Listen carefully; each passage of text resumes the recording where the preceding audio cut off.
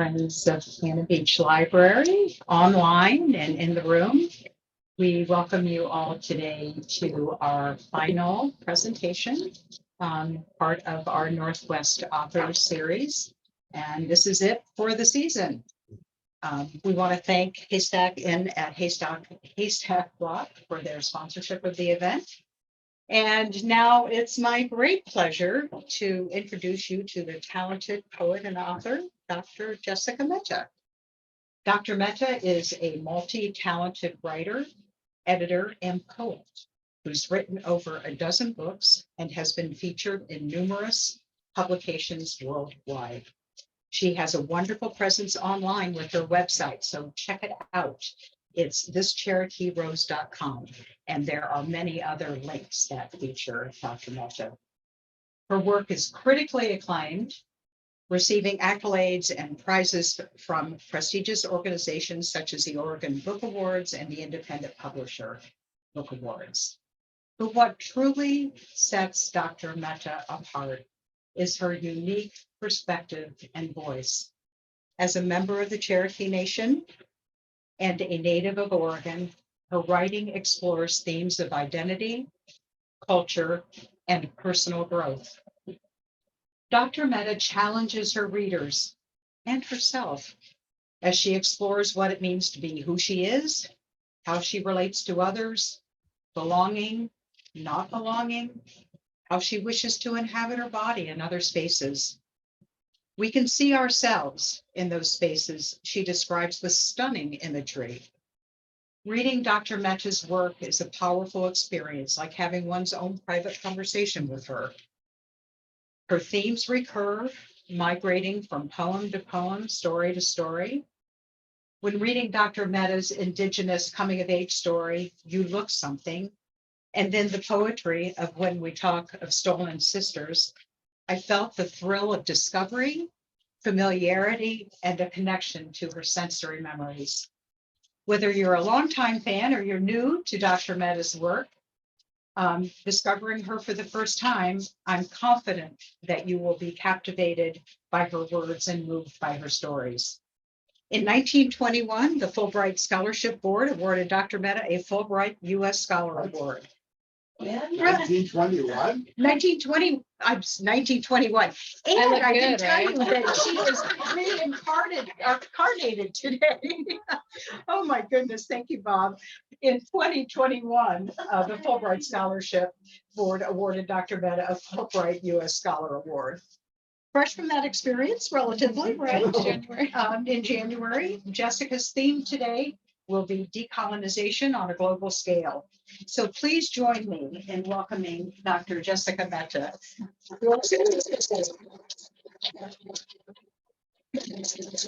Claro, thank you. Osio, Jessica Dagwadoa Jijalegi. So I started my career as a poet many years ago, and I still consider myself a poet first, but in about 2018, I started to work with other visual, performative, installation art forms. This was one of the first. This is working with my eldest daughter, who is right there, Ona. Ona, it's you I'm talking about. That's you. So this was a series called Strong Found Nations. It was part of the Glean Portland project, where 90% of all materials needed to be gleaned from the Portland dump. 100% of mine are, and you can see there is a poem overlaid on one of the pieces. So this series was focused on the history of so-called Indian residential boarding schools, of which my father survived, and it was on exhibit at the Maddox Building in Portland. And I started doing this for multiple reasons. One of them being that there's only a certain kind of person that will ever attend a traditional poetry reading or pick up a poetry collection, and unfortunately, even fewer who will seek out Indigenous poetry. So I think it's my responsibility. I brought on this responsibility of trying to engage with audiences at myriad levels beyond just what we think of as poetry.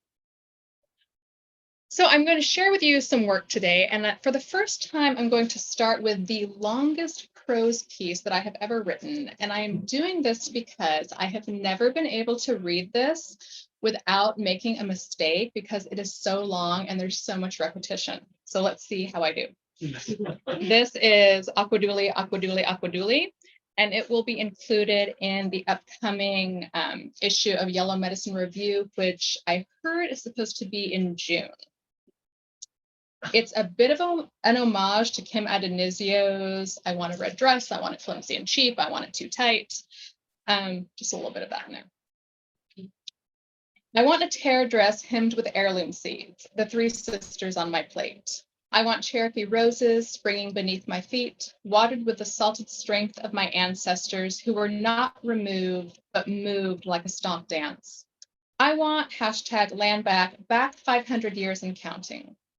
I want my plot of land on that Port Silk loam in Oklahoma, red people territory my father gave away. I want to make your uncle crawl for me like I did for Bepsy back in '82. I want to grow my boy's hair like Uktina, to rut the black snake gone, #no dapple, no dapple. I want to smudge and sweat, call on creator on my lineage, cupped hands like Willie Jack. I want a matrilineal line, divorces where we set men's belongings out the daub. I want, at the worst of times, to whistle at night and see what may come, if the baloney man is real. I want to Skoden back to sacredness, stick and poke my skin to crimson beauty. I want to burn and bury Disney's Pocahontas, remember and sage for the first recorded Indian child trafficking victim, we were children. I want to decolonize by what I make with my hands and tongue. Aquaduli masa bean bread, to grow the 4 medicines in my garden. Aquaduli tobacco in my pipe to cleanse the roots and branches within. Aquaduli to play my flute in the forest where there is no tall Sam, only good Indians. Convene with Uaholi, real sacred this one. Aquaduli, my long hair clan, panther clan, groom the cat inside to retract claws and purr. Aquaduli, stew this. Indigenized Turtle Island. Aquaduli, Indian car to shutter my speakers, modern war cry of pan-indigenous pride. Aquaduli, that one night on the Flathead Res, where beautiful Indian men requested my hand, and I not once felt afraid. Aquaduli, fry bread from Warm Springs, to argue over the vernacular of Indian versus Navajo tacos. It's the former. Aquaduli, a pope who does not wear war bonnets. Actually, fuck that, fuck the pope. Aquaduli, no pope at all. Aquaduli, to undo the doctrine of discovery. Aquaduli, spirit rangers and Molly of Denali on my children's tablets, for them to ask for corn husk dolls instead of Barbies, or at least for Barbies with melanin and hair rich as vibrant earth like theirs. Aquaduli, to taste Zaligi in my mouth, hear it in something beyond reservation dogs. Wado, Wado, Wado. Aquaduli, Victor, to fold me in bed, always, and Thomas in my head. Aquaduli, fellow deadly aunties, nieces and nephews who don't have to be told, their elders eat first. Aquaduli, my, you are on native land, backwards cap and basketball shorts, and you still think I'm magnificent, not like a princess, but like the warrior that I am. Aquaduli, to not be asked, what are you? I am still here. Aquaduli, to stud my lobes for status as ceremony. Aquaduli, good medicine traded and bartered, not sold to stand as a trophy in White Houses. Aquaduli, to smoke with Uncle Brownie, to call him cousin and mean it. Aquaduli, to live where the land meets the sky, where the eagle and the raven fly free under the sun and moon. Aquaduli, them to understand two-spirit and trans are not necessarily the same, but can be. Aquaduli, bougie natives, Nietzsche's bedecked in oversized antelope woman earrings and turquoise. The bigger the beads, the closer to creator. Aquaduli, to pick huckleberries, carry the first basket to my elders. Aquaduli, spirit plates at dinner, bannock bums for everyone. Aquaduli, abalone shells coated in the ash from which I'll rise. Aquaduli, ribbon skirts with waterfall sides and doe leg slits made wide to fight and jump fences. Aquaduli, jingle dresses and hats with beaded brims. Aquaduli, to heal intergenerational trauma beginning with me. Aquaduli, no more stolen sisters. Aquaduli to not be their mascot. Aquaduli to be called Tradish, to rock mocks beyond November and wear Jamie's Louboutins every day. Aquaduli to be asked to speak and story on days besides the second Monday in October. Aquaduli to head straight from round dance to the 49, teepee creeping and knock off Jordans. Aquaduli to win at bingo. Fuck. Aquaduli, my stripper name to be Spread Eagle, not Sugar Catcher. Aquaduli, the line at IHS to go. Aquaduli snags with blue cards. Aquaduli, the shy res girl who looks like Quana mixed with Ashley in the morning, her 2 braids plaited into mine, red berry woman dress on the floor and blanket for a door. Aquaduli hangover soup when the government whiskey fire water burns. Aquaduli chief and council to sit the fuck down. Aquaduli to Fafo. Aquaduli at least one less baby daddy. Aquaduli Halloweens without Nestle where nobody plays Indian. Aquaduli them to recognize one of us outside, those awesome guys, Sitting Bull and Crazy Horse. Aquaduli to be something more than something else than their indigenous creature. Aquaduli to call those pretendians young elders. Aquaduli a government check, since they think we get one anyway. Aquaduli, Joy and Laylee on my bookshelf, Morgan and Joshua on my nightstand. Aquaduli erasure to happen if it happens to White Buffalo Calf Sacred Woman. Aquaduli narrow as my healer, feeder, war chief. Aquaduli the disproportionate number of us in prisons and foster care fixed. Aquaduli disparate poverty and lack of access to education dead. Aquaduli to burn sweetgrass and the Indian Act. Aquaduli you to leave the stove light on for me. Aquaduli the res dogs to stop barking in the dark. Aquaduli drum circles and powwows without pretense. Aquaduli to walk the red road. Aquaduli my kokumback, her skin like brain tanned leather. Aquaduli gap pants on bison. Aquaduli to trade this Pendleton for 8th generation. Aquaduli them to understand blood quantum is a colonial construct. Aquaduli them to recognize Sequoia's brilliance, maker of our own talking leaves. Aquaduli you to call me beloved, Giga, dear lady. Aquaduli to revitalize indigenous languages. Aquaduli white saviors on their knees, and when buried, be it not as seeds, but as outstanding reparation. That I think was my best one yet.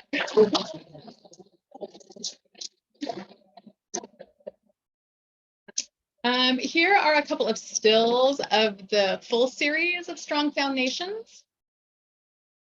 These are also right now on exhibit at Museum of Indigenous Indian in Arizona. Here's another example, and I should say all but one of my visual pieces use text in some format. So this is called the Red Churn Project. This is when it debuted, when I was the Native American visual artist in residence at UCross in Wyoming. It was just one of 4 pieces to reopen the renovated UCross gallery.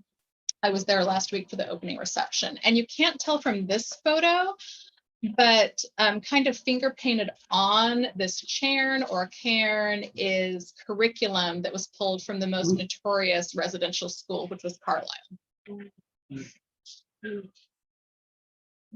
I do need to add an opening photo to this PowerPoint, but sorry, it's on my website though, or it will be. So I will share with you, this is an homage to Paula Gunn Allen's poem, Bird Woman.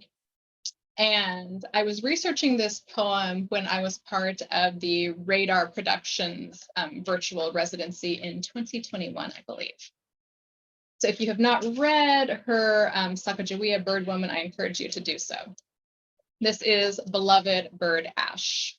And before, I never know if I should say before or after. So bird ash comes from the French berdache, and it's one of the most common terms that was used to describe what's often called two-spirit people in the Pan-Indigenous community. Firebird, I've named me. I am breath, mythology, shot to fruition. I am no critical race theory. I am history. I've gone on half a millennium, my footprints scarlet, consumed like sacrament by the pack. I am warrior woman, inversion, Amazon. I bring a Sigi Aquadanto of my Aniyanwiya people. I am granddaughter of those whose bones and chambers they could not break. I am the one blazing desire trails, the one speaking now, the one who witnesses, the one you've waited for, the one spilling truths, the one who's gone to call, the one dripped in all the gold they could not take. I am the one who nests my child within these kindle arms, the one committed, the one they tried to cage, the one they rained sticks down upon, the one who cries and the one who flies, who shrieks and knows the skies. I am the woman who knows more divergence than forked, frosty roads could muster, where the carrion carries on, pressed to ground to be snapped by my hungry mouth. I am the one who comes, the one who pilots past. I am woman chief, Adunteri, bird ash. I am red woman and beloved woman, and I am here to burn as I please. And the deities, the pantheon of gods is my creator who stokes the flames of my pyre. So with bird ash in your eyes, you cannot unsee me. I take my whole spirit self to ignite, for you to lap my char from pale lips. I am Giga, beautiful as red rainbow, bird ashes. I am water and fire woman. I am free. I know all places, everything. I sing with the whoop of the searing suit in the black, in the light, in the unfolding roses with golden corollas that rise like me to azure. So obviously, every tribe is going to have different terms for what we generally call two-spirit. A lot of the terms in here, Amazon, inversion, are either Saligi or Cherokee terms or have been translated from Saligi. A lot of this research comes from Foley Driscoll, who I believe is still a professor at U of O, and we are both from the Cherokee Nation. For those who don't know, the Cherokees, which the actual term is Aniyanwiya, were kind of split into 3 different tribes. I don't consider us separate, but so it goes. So the term Cherokee actually means speaker of another language, and it's what a neighboring tribe called us, and the colonizers heard that and thought we were Cherokee. We are Aniyanwiya, which means principal people, is a close translation. And I guess Cherokee isn't offensive, but so it goes. Here is so you can't see any text on here. This was a kind of smaller suspended installation called Beguiled. This was a still from a group show at the Jordan Schnitzer Museum of Art in Portland. This speaks to eating disorders, specifically within Indigenous communities. So what you can't see here or tell very well is it's suspended using vintage measuring tape. And underneath the half acrylic, half wax red there is a poem etched into these fruits. And that empty space there kind of up is a fig. So it's the 3 apples at the end, point, blah, blah, blah. It refers to a line in Genesis that is in this poem, because I'm going to read the poem that's buried underneath those fruits. There was a broadside of the poem as well available to the public, and the public was welcome to chip away 1 chip per person to reveal the poem buried underneath. So this is And I Did Eat, which was written in, I don't know, the peak of my dissertation, which centered a lot on Plath, a lot of her work on the fall. Like any good atheist, all I do is write about God. Malum to malice, Eve was the first disorderly eater. Behold the riches of the body. The fig is no fruit gleaming, a crowning jewel birthed between folds of her hallowed self. Taste the unraveling of this inverted flower, filled with male lovers of paper nests, tucked stings and crawling hope. Blossomed unto openings, they are blind, flightless, incestuous, desperate, a burrowing to freedom, hardened the egress. A woman loves a woman, starving in traps, sure in this undoing. Inner petals open, ripen from my lips. What have I done? Lady, you beguiled me, and I did eat. So the very first opening line is kind of a nod to a letter that Plath wrote to who she called Father Bart. She wrote, I am myself, ironically, an atheist, and like a certain sort of atheist, my poems are God-obsessed, priest-obsessed, full of Mary's press and nuns. The line, Eve was the first disorderly eater, is directly pulled from the book Deprivation and Power by Patricia McEachern, which I highly recommend if anybody has any interest in eating disorders. There's a close-up of it. So you can kind of see the vintage measuring tape there. But these photos were taken before the opening, so none of the poems were revealed at that time. And so people could chip away. away. Yeah, Okay. It was pretty easy, just with the fingernail to, yeah. I think people were kind of scared. Yeah. Yeah. Even my I really need to update these photos. The Red Charon project, when it debuted at the opening at the actual gallery, one chair was kind of set aside, and some people sat in it, some did not. I had so many people rushing in, like, sit in my wall, nothing's. Yeah, but there, I have photos of people sitting in it. This was one of the because of social media censorship, I'm going to skip past this, but take a look. That was one of the first non-traditional forms of poetry that I did. I was a fellow at Halcyon Arts Lab in Washington, D.C. And we had an open studio. I was the first and only poet to be there. And so they were asking me, what are you going to do for an open studio? Do you want to do a reading? Sure, I'll do a reading, but I wanted to do something more. And I had always envisioned painting one of my poems onto the nude form of a person who inhabited a body that was either typically hypersexualized and or underrepresented in today's art world. My roommate and studio mate happened to be a professional dancer. He was the person you saw on the left, and he really wanted to do it. So that was the first thing we did.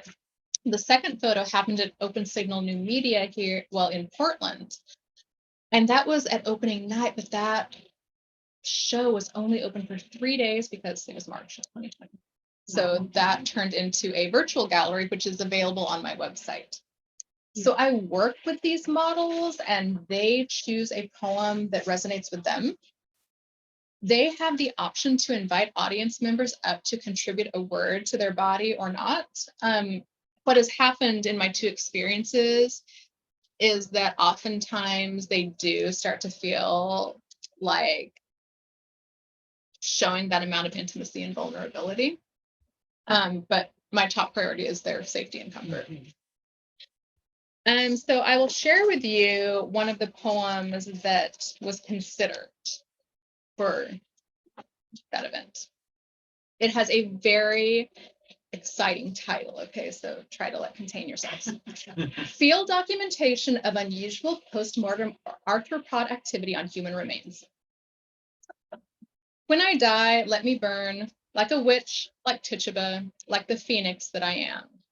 This body has rotted so many years. May it feed the flames rather than blow flies and pill bugs. I have served as platter long enough. Women, we self-sacrifice for life. Mother's milk, married names, bush crickets leave corpse marks, which entomologists warn may be mistaken as drug abuse, defense wounds, torture, in forensic investigations. The red imported fire ants were observed constructing structures in the feedings. Little cities scaffolded in decay. I am good, bones.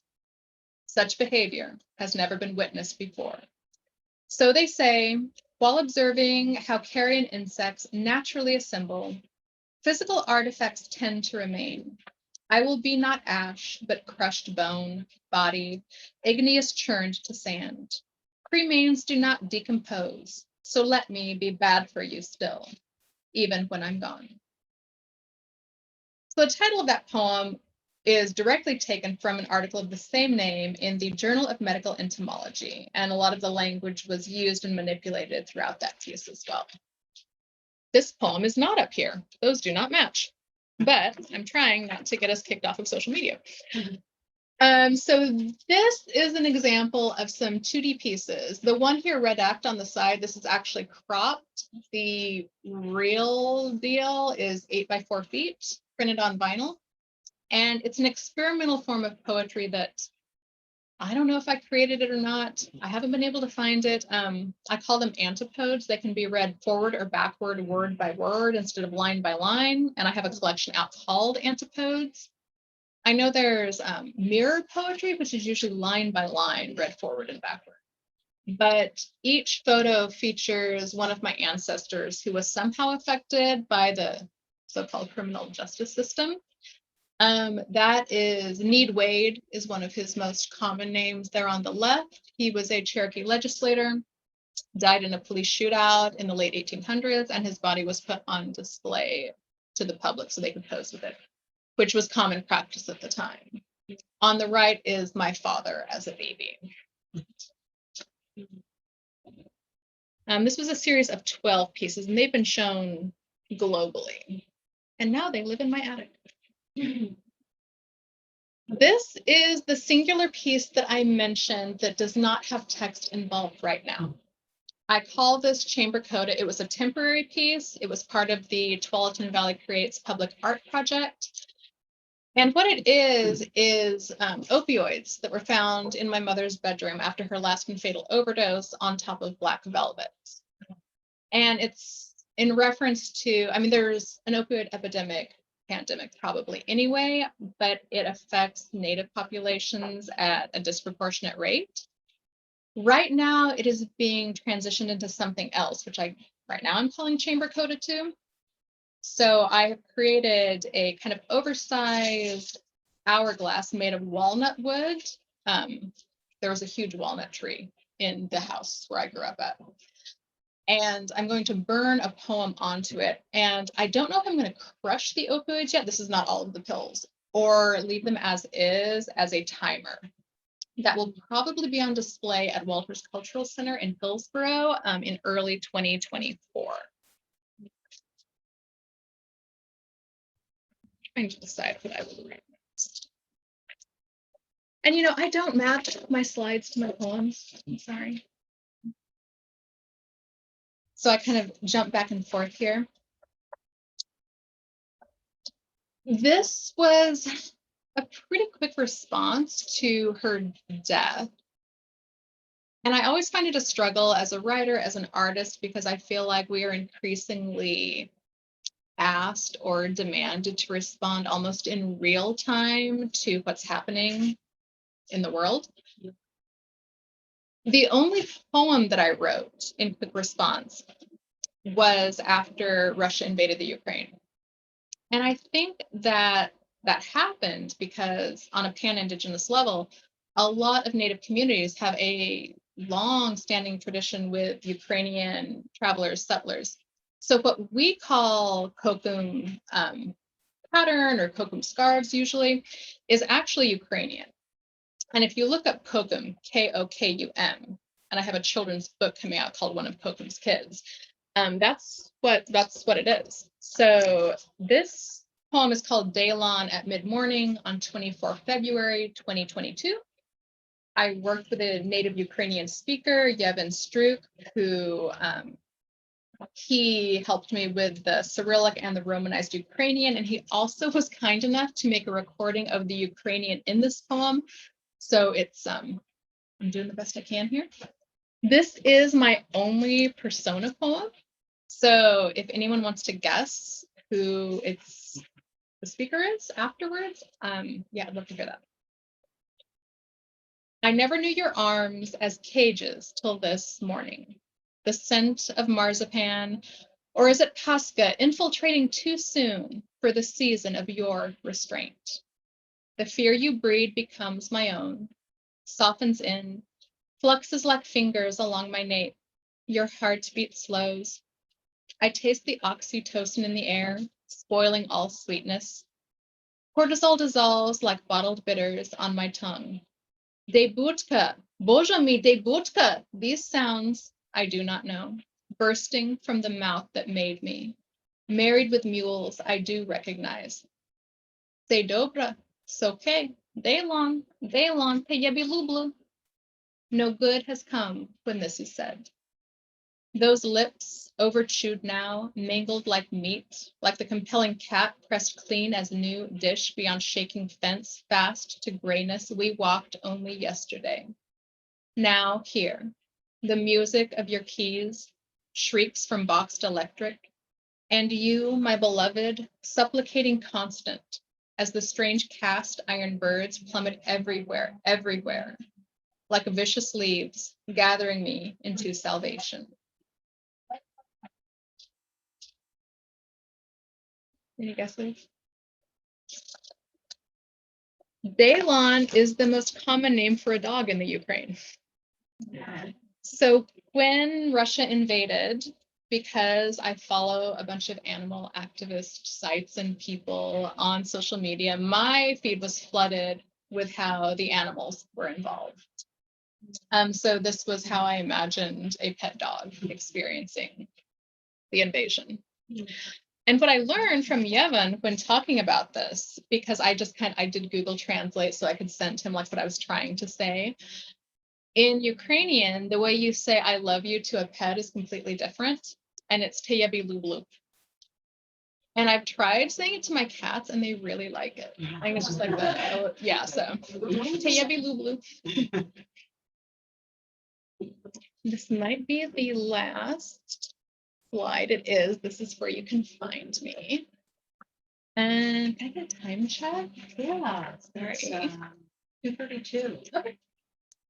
I will finish it then. Let me see what I would like to finish it with. I wrote a poem that has Comanche in it, but I do not speak Comanche, so I will not do that. Let's end with a poem that I think was hard to place because of the title, which is Pussy Bomb. And it's another little love letter of sorts to Plath. And it's because of that, you know that saying or that sticker, what is it? Not fragile like a flower, fragile like a bomb. This pussy is fragile, yes, like a flower, but most like a bomb.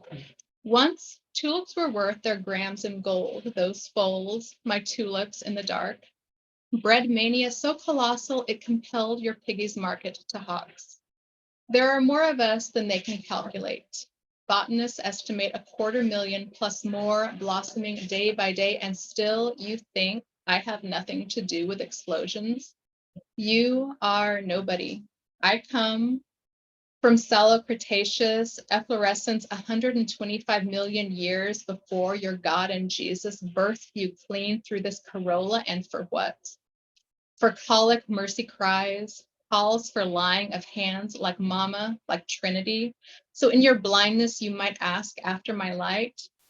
I am Mother, Mary, Manhattan, bloomed nuclear, Fisher to fusion. So be gentle with this pistol. My blood lily center is delicacy bouqueting. Beautiful detonation. Plath's tulips was a big part of my research. And there's a line in there that says, I am nobody. I have nothing to do with explosions. I think I'll call it for the reading. I'm happy to do Q&A or whatever you'd like. And we'd love to hear you read more too. Whatever you'd like. I have a question about the connection again, the relationship between Ukraine and Yes. So when the settlers came during colonization, when the Ukrainian traders first came to what we call the United States today, a lot of tribal communities fell in love with it's like floral patterns. And so a lot of trading was done with their materials. And now on a pan-Indigenous level, we call them kokum pattern, kokum scarves. But yeah, there's I don't know, when the invasion happened, that was just, it was there was a tie between that I felt between us that I felt a need to respond to. And it's just such a beautiful trait that happened that, we fell in love with their flowers. That's beautiful. I didn't know that. Hear that. Anybody have any questions?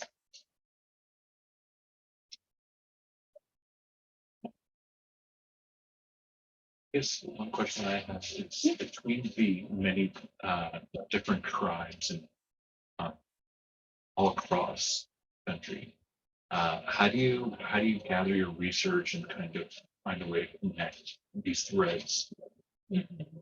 Um, so my tribe is now based in Oklahoma. I'm a native Oregonian. So I'm the Cherokees on a, you know, as a trio, is arguably the largest tribal community. So we do have satellite sites. There's like the Mount Hood Cherokee is based in Portland. But because, I didn't grow up on the Cherokee Nation, I didn't grow up on the reservation, I've always felt more part of the Pan Native community. So, I mean, there's over 560 federally recognized tribes. There's many more that are just state recognized, not recognized at all. So my research is usually fueled through a Cherokee lens. The research that I did at the San Francisco Public Library for the Two-Spirit research was pan-Indigenous, because that's what I was looking at, was how Two-Spirit people, what information we had on a pan-tribal scale. But honestly, it's how I approach my research is based on what I'm looking at. I'm right now considering looking into the history of tattooing specifically with Cherokees, which is vastly different from what we're seeing in mainstream media. Like we're seeing a lot of the chin stitch tattoos right now, which is very tribal specific. But for example, Cherokees, we normally did decorative tattoos, a lot of plants and animals, and there's not a lot of information about that. There's certainly not a lot of coverage about it. So that's actually what I'm looking at for some postdoctoral research. It comes down to what am I interested in? Is it my tribal specific, or is it like a family? And it sounds like almost like an intellectual kind of interest in part initially, and then Intellectual, converted personal, to whimsy, all Uh-huh. of the above. Yeah. And when did you start? And did you always incorporate the physical art as a medium in terms of some of the installations that you've done?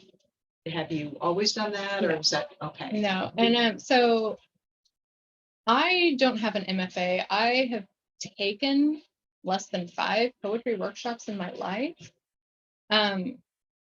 So I fell into that trap that a lot of people do, and I think especially young people, of thinking like, I'm writing for myself. I don't need the validation of publication, of awards.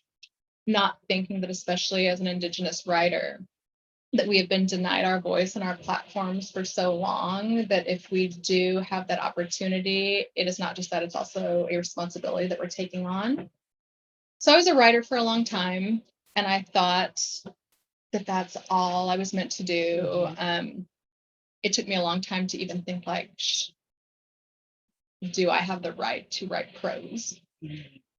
And then I don't have an art background in terms of colonial Western education. So who am I to create art? So no, it took a long time. And I think that's part of the decolonization process of what we think we are meant to do, allowed to do, have permission to do, and kind of forget that we are so fortunate to be in this space right now, at least on Turtle Island, where we can give ourselves that permission. So it's a struggle, and I'm certainly not a fine artist, and that's not something that interests me now. But I'm also very lucky to be at this place. We're all lucky to be in this place, especially Native people, where there is more support and platforms and resources than ever before to be able to claim who we are as artists, as people. Would you like to talk a little bit about the decolonization and globalization, and maybe talk a little bit about your Fulbright work? Or Sure, yeah. So I should say, when I say decolonization, that's not quite correct. it's a quick way to say it. True comprehensive decolonization is not possible. We cannot undo what has been done. A better term is lessening the effects of colonization, which is a process. So I actually left for my Fulbright 3 weeks after defending my dissertation. So I was in Bangalore, India, and I chose that site because there is a university there that has a very strong writing program. So I was there to do two things. One of them was to institute the first generative credit-based poetry workshop for PhD and MFA candidates. And I was also curating an anthology on a community level of contemporary Indian poetry, which I said written in the colonizer's tongue. Most of the poems for that anthology, which is pending, were from the university, but it was open to everybody in Bangalore. I was there for 9 months. Every Fulbright is different. Every country is different. This one offered a lot of flexibility, a lot of just being able to be. But I wanted to do this in India because of our two countries' shared history with colonialism. Yes. I mean, India obviously regained independence, and we have not, and probably never will, at least in any kind of foreseeable future. But it was very interesting. It wasn't a requirement for the poems in the anthology to discuss overtly colonization, but it's kind of going to happen anyway. We're all writing in English. Well, not necessarily. Typically, we're all writing in English on Turtle Island, and what I was doing in India was in English, or mostly in English. But it's curious because we have similar backgrounds as well in terms of how we are taught poetry in school. We are taught Shakespeare. We are taught white people. And these kind of generative workshops, especially at academic levels, of being allowed to just write, to just speak, to talk to our experiences, I saw a big difference in how students in MFA programs here and students in India approach that. I feel like here we've been given that kind of access a little bit longer, but the writing that came from it is phenomenal and powerful, and it's on the to-do list of getting it together. I only came back in January, and I've done two different month-long residencies since then. So You are busy. yeah. No more residencies until August. Yes. Anybody have a question? I really like how you switch. I mean, you took that responsibility between poetry, but to also dive into visual art. What is your process like when it comes to creating, crafting, putting these exhibits together? They just I have no process. Whatever strikes my fancy. It's usually there's some kind of catalyst. Right now, I'm actually looking for funding to put together a wearable piece that I'm calling Doctoring Discovery, and which obviously addresses the doctrine of discovery. So my idea was, I don't know how many people saw this or remember this, but last summer, the Pope went to a former residential school site in Canada and was given a war bonnet by the Crees to wear. And he did so. And there's a lot of contention. There's a lot of debate over whether that was appropriate or not. And it could be read as an apology of sorts, which obviously no apology could really happen. So I wanted to create like the Pope's headdress, basically, with text from one of the bulls that really fed the doctrine of discovery. And I wanted to put it on like a muslin burial shroud. And I wanted to use Kateri. Raise your hand. Well, anyone can see her, just raise her hand. I wanted to use her blood on there because she doesn't mind needles or piercings or anything like that. And so I found out in this country, you can't get your own blood drawn. It's illegal. Don't know why. but you can't do that. So her and I were in India together, and in India you can do that. So I asked her, do you want to collaborate on this project? Like, you don't have to, you can say no, but I want some of your blood and it'll be taken by a doctor. And I said, and I'll pay you fairly. And she said, I can ask for anything I want. I said, you can ask and I will pay you fairly. I'll say yes or no. And so she asked for a baby doll, but after like getting some details first, and she asked like, so how long will the needle be in my arm? And before I could answer, like 2 weeks? Like, no, like 2 minutes. And yeah, so that's what we did. And didn't know anything about storing blood, but apparently it's very difficult to do. So I bought the material there, and we just immediately went back to the house and kind of like splattered it, and they have their handprints on it. Ona is not very, yes, you, does not like needles, so she opted out of that. And so right now, basically, I have a bunch of like muslin material in a cupboard with native children's blood on it, and I hope nobody randomly finds it. But my goal is to create this and work with different Indigenous designers to potentially show it. I have one friend who's a designer in Seattle who typically shows an Indigenous Fashion Week in Paris. She's doing an event in September, so my goal. Oh, now you're raising your hand. Yes, we know who you are. It's going to feature her blood. And yeah, so that would be that's very something that's going to powerful. happen. Yeah. Yeah, pretty intense. That's another rare instance of me responding pretty quickly to something that happened. But that's the only, I think that's the only emerging visual piece I have right now. Answer your question. Yeah. Everything from like what's happening at the moment to unfolding of all. You have books here. Sandy again, sorry. I was going to ask if you have books here. Bookstore's coming, right? The bookstore, yes. She's back and there. But I see her. also, I wanted to ask, Oh, there she is, tell me about your tattoos. Are we still filming? Okay, well, I can turn. it's okay. It's okay. I'm like, how cute do I look? Not that cute because I think it's funny. I've been working for a long time. It would take forever to like go through them all, but they are all have meaning. A lot of this work is related to eating disorders and my research, numerology, astrology. So I'll just kind of like pick and choose. So this is not complete, but it is what I call a lopalope. So it's a jackalope, basically. The antlers go up here. So do y'all know like the story of Dear Lady or Dear Woman? It's kind of pan-native. So